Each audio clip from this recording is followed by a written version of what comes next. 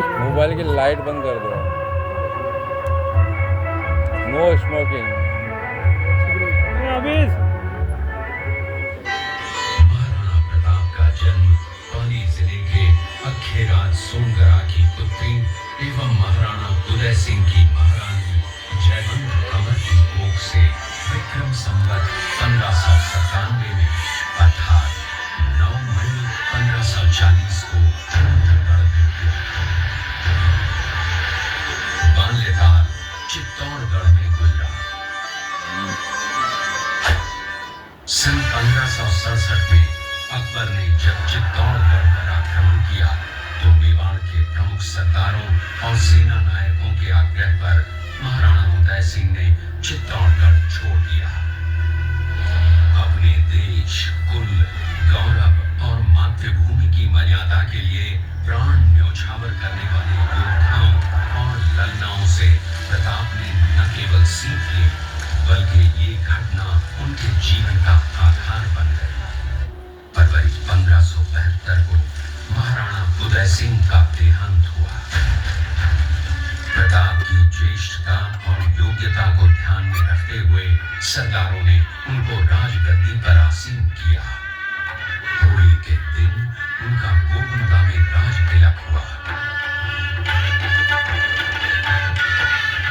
उस समय तक लगभग सभी राजाओं ने अकबर की वीरता स्वीकार कर ली थी। एकमात्र महाराणा प्रताप ने अपना मस्तक अकबर के आगे नहीं झुकाया। प्रताप मुगलों से लोहा लेने की तैयारी में जी जान से जुट गए। 18 जून 1576 की सुबह हल्दी घाटी और खमनोर के मध्य एक मैदान में ऐतिहासिक युद्ध हुआ। महाराणा प्रताप की सेना गोगुंदा से हल्दी घाटी पहुंची, जबकि सेनापति मानसिंह के नेतृत्व में मुगल सेना ने हल्दी घाटी के ठीक नीचे मैदान में अपना मोर्चा जमाया। मुगल सेना के हरावल दस्ते द्वारा घाटी में घुसपैठ करने के प्रयास की प्रतिक्रिया स्वरूप महाराणा प्रताप की सेना मुगलों पर टूट पड़ी। प्रताप के हरावल सैन्य दलों का नेतृत्व पठान हाकिम हासूर कर रहे थे।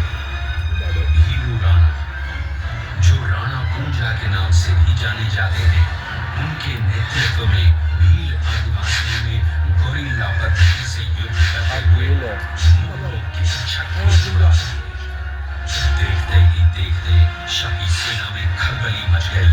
रक्त तलाई घोड़ों की टापों, हाथियों की चमगादड़ों और तलवारों की झंकारों से गूंज उठी। चारों तरफ हाहाकार मच गया।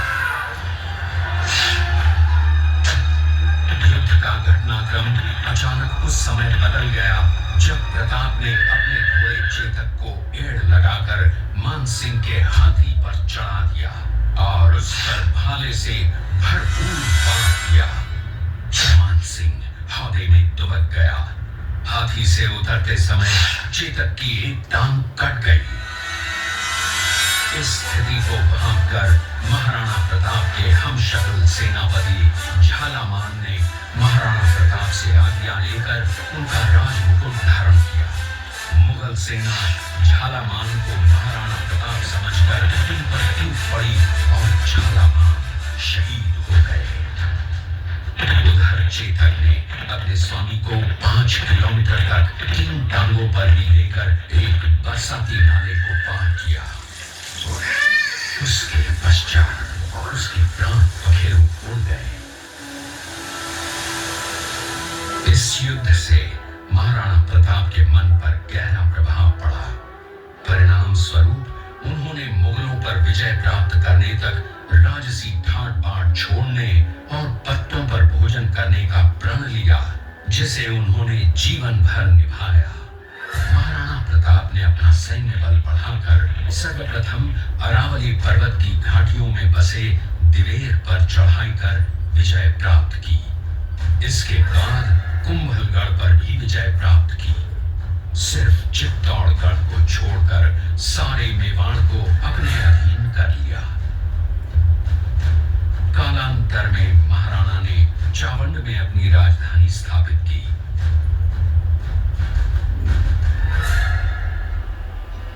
19 जनवरी 1597 को राणा प्रताप ने मात्र 57 वर्ष की आयु में इस संसार से प्रयाण किया।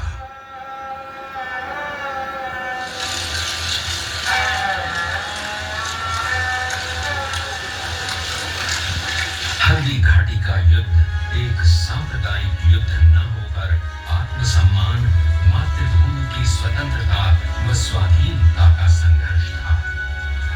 इसका प्रमाण ये है कि जहां पर अकबर की सेना के सेनापति जयपुर के राजा मानसिंह थे, वहीं पर महाराणा प्रताप की सेना के सेनापति काबुल के हाकिम खां सूर थे।